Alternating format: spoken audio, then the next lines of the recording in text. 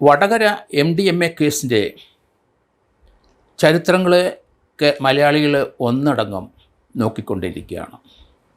നമുക്കറിയാം, കുട്ടികളെ പഠിപ്പിക്കുന്ന 3 അധ്യാപികമാർ കീർത്തനയും കാവ്യയും നീഷ്മയും 3 പേരെ വടകര പോലീസ് അറസ്റ്റ് ചെയ്തു.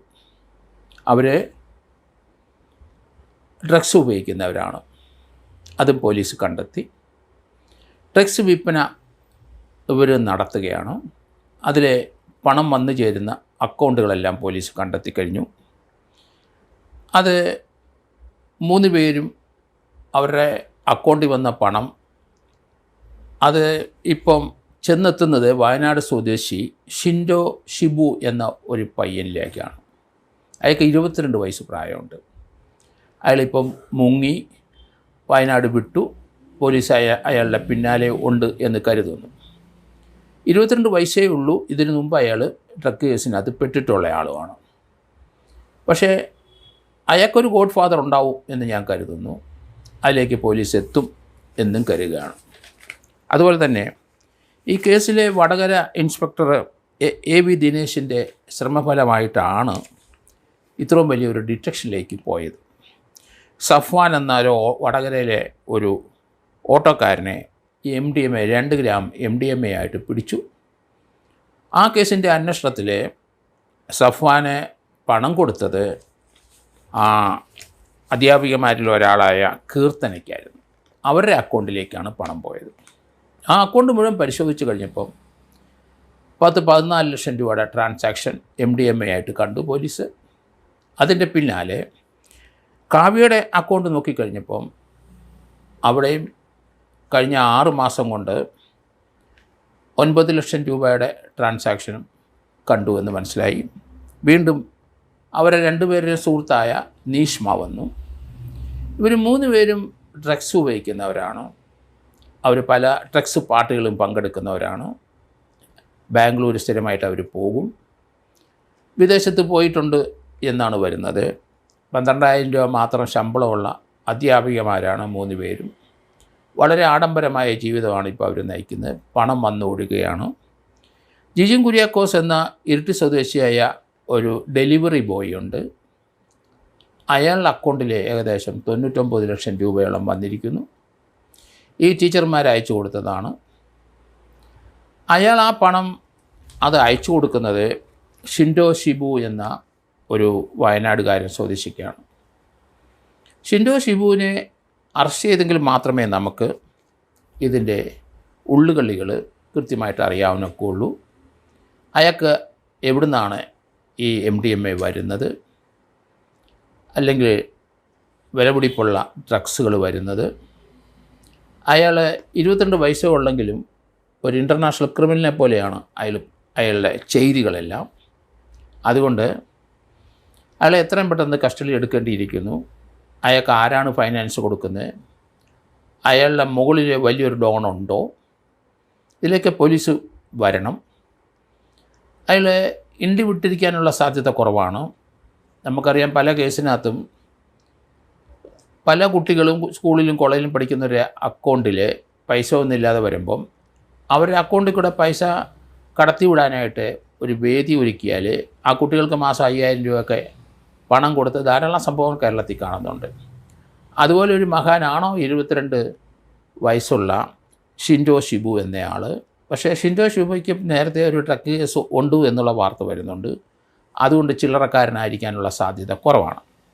എന്തായാലും ഇത് കേൾക്കുന്നവർ മനസ്സിലാക്കിക്കോണം, NDPSൻ്റെ നടപടികൾ കേരള പോലീസ് തുടങ്ങി വെച്ച് കഴിഞ്ഞു. ശക്തമായ നടപടി ആഭ്യന്തര വകുപ്പ് മന്ത്രി പ്രഖ്യാപിച്ചു കഴിഞ്ഞു. അതിനകത്ത് തുഫാൻ എന്ന ഉള്ള ഒരു പേരിലാണ് ഈ ഡ്രഗ്സിൻ്റെ എതിരായിട്ടുള്ള നീക്കം കേരള പോലീസും അതുപോലെ കസ്റ്റംസും അതുപോലെ ഡ്രഗ്സിൻ്റെ കൈകാര്യം ചെയ്യുന്ന ഏജൻസികളെല്ലാം നടത്തുന്ന തുഫാൻ്റെ കെയർ ഓഫിലാണ്. എല്ലാ സീനിയർ ഉദ്യോഗസ്ഥന്മാരും ഇതിനകത്ത് നടപടികൾ സ്വീകരിക്കുന്നുണ്ട്. അവരെല്ലാവരും ഈ തുഫാനിനെ തുഫാനുള്ള നടപടിക്രമങ്ങളുമായിട്ട് കേരളത്തിൽ അങ്ങോളം ഇങ്ങോളം സഞ്ചരിക്കുന്നുണ്ട്. ധാരാളം കേസുകൾ പിടിക്കുന്നുണ്ട്. നമ്മുടെ കുട്ടികൾ മുഴുവൻ കൈവിട്ടു പോയി നമുക്ക് കാരണം ഈ തുഫാൻ്റെ പിടുത്തം വരുന്ന അതിൻ്റെ തോത് കാരണം ഡ്രഗ്സ് എന്തുമാത്രമാണ് കേരളത്തിലേക്ക് വരുന്നതെന്ന് നമ്മൾ മനസ്സിലാക്കുന്നു. അന്യസംസ്ഥാന തൊഴിലാളികളും അതിനകത്തൊരു പങ്കുകാരാണ്. അതുപോലെ തന്നെ ഇതിനകത്തൊരു കാര്യം മനസ്സിലായിക്കൊള്ളണം, ഇപ്പോഴത്തെ 3 ടീച്ചർമാർക്ക് രക്ഷയില്ല. അവർ സ്വത്തുക്കൾ കണ്ടുകിട്ടും, അവർ ഫൈനാൻസ് ചെയ്യുകയും മണി ട്രാൻസാക്ഷൻ നടത്തുന്നതും എല്ലാം ഡ്രഗ്സിൻ്റെ കാര്യത്തിൽ കുറ്റകരമാണ്. NDPS ആക്ട് 27 പ്രകാരം അവർ 10 മുതൽ 20 വർഷം വരെ തടവിലേക്ക് പോകും അവർ. അതുപോലെ തന്നെ എവിടെ വേണേലും പോലീസിനും കസ്റ്റംസിനും അതുപോലെ തന്നെ ഡ്രഗ്സിൻ്റെ ഏതെങ്കിലും എല്ലാ ഏജൻസികൾക്കും സെർച്ച് ചെയ്യാനും അത് അവിടെ നടത്തിയ ആ സെർച്ചിൽ നിന്ന് സാധനം പിടിച്ചെടുക്കുന്നതിനും ആൾക്കാരെ അറസ്റ്റ് ചെയ്യുന്നതിന് NDPS സെക്ഷൻ 42 പ്രകാരം അധികാരം കൊടുത്തിട്ടുണ്ട്. അതുപോലെ തന്നെ ഒരു പ്രേരണാ കുറ്റത്തിനും ഈ ടീച്ചർമാർക്ക് പ്രേരണാ കുറ്റവും നടത്തിയിട്ടുണ്ട്. 29 സെക്ഷൻ NDPS അനുസരിച്ച് ഒരു ക്രിമിനൽ കോൺസ്പിറസിയാണ് 3 പേരും നടത്തിയിരിക്കുന്നത്. അല്ലെങ്കിൽ ആ ഡെലിവറി ബോയിയുമായിട്ടും ഷിൻഡോ ഷിബുവുമായിട്ടും ഒരു ക്രിമിനൽ കോൺസ്പിറസി ഉണ്ട്. ആ സെക്ഷൻ 29 പ്രകാരം കുറ്റകരമാണ്. അതുപോലെ നമുക്കറിയാം, മലയാളിയായ ഒരാളെ സിംഗപ്പൂരിലെ ഡ്രഗ്സ് കടത്തിയതിനെ തൂക്കിക്കൊന്നിട്ടുണ്ട് കഴിഞ്ഞ 2 വർഷത്തിനുള്ളിൽ. അവിടെ ക്യാപിറ്റൽ പണിഷ്മെൻ്റാണ് കൊടുക്കുന്നത്.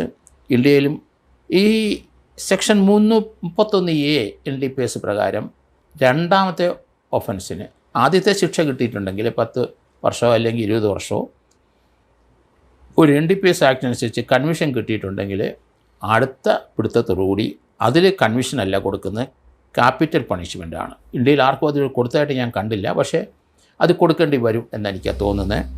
31A NDPS ആക്ട് പ്രകാരം പെനാൽറ്റി ഇന്ത്യയിലെ ക്യാപിറ്റൽ പണിഷ്മെൻ്റാണ്. ആദ്യത്തെ ശിക്ഷ കഴിഞ്ഞ് ഇറങ്ങിയാൽ വീണ്ടും പിടിക്കപ്പെട്ട് കഴിഞ്ഞാൽ ക്യാപിറ്റൽ പണിഷ്മെൻറ്റ് മാത്രം ആണ് ഇന്ത്യയിൽ പറഞ്ഞിരിക്കുന്നത്. അതുകൊണ്ട് സൂക്ഷിക്കുക. ഡ്രഗ്സ് കൈകാര്യം ചെയ്യുന്നവരും അതുപോലെ തന്നെ ഡ്രഗ്സ് ഉപയോഗിക്കുന്നവരുമെല്ലാം അതിൽ നിന്നൊരു വിമുക്തി തേടുന്നതാണ് ഏറ്റവും നല്ല കാര്യം എന്നെനിക്ക് തോന്നുന്നു.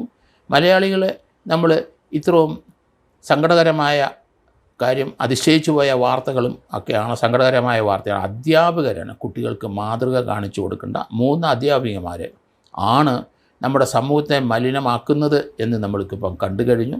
ഇനി അതേപോലെയുള്ള ധാരാളം ആൾക്കാരുകൾ ഈ അധ്യാപകർക്ക് ഉണ്ടാകാൻ സാധ്യതയുണ്ട്, മെയിൽ പേഴ്സൺസ് ഉണ്ടാകാൻ സാധ്യതയുണ്ട്, സ്ത്രീകളും ഇപ്പം വന്നു കഴിഞ്ഞു. അതുകൊണ്ട് വളരെ സൂക്ഷിക്കേണ്ടിയിരിക്കുന്ന ഇവരുടെ ക്യാരക്ടർ എന്താണ്. ഒരു ജോലിയിൽ പ്രവേശിക്കുന്ന അധ്യാപകനെ തീർച്ചയായിട്ടും ഗവൺമെൻറ് ശ്രദ്ധിക്കണം. അത് കമ്പൽസറി ആയിട്ട് അവരുടെ ബാക്ക്ഗ്രൗണ്ട് അന്വേഷിക്കണം. അവർക്ക് PSC അപ്പോയിൻമെൻറ്റ് കൊടുത്താലും ശരി, ഇതുപോലുള്ള ബാക്ക്ഗ്രൗണ്ട് ഉണ്ടെങ്കിൽ പോലീസ് വെരിഫിക്കേഷൻ അവരെ തള്ളണം. അവർക്ക് ജോലി കൊടുക്കാൻ പാടില്ല എന്ന് കർശന നിയമം നേരത്തെ ഉണ്ടായിരുന്നു. അതിന് ഈ അടുത്ത കാലത്ത് ലാഘവബുദ്ധിയോടെയാണ് ഗവൺമെൻറ് അത് കാണുന്നത്. അതിൻ്റെ ദൂഷ്യം എന്താണെന്ന് ഇപ്പം നമുക്ക് മനസ്സിലായിട്ടുണ്ട്. അതുകൊണ്ട് അധ്യാപകർക്ക് ഒരു ക്രിമിനൽ ബാക്ക്ഗ്രൗണ്ടോ അങ്ങനെയുള്ള കോൺടാക്റ്റോ അവരെ അങ്ങനെയുള്ള അധ്യാപകർ കൺവിഷൻ വേണമെന്നില്ല.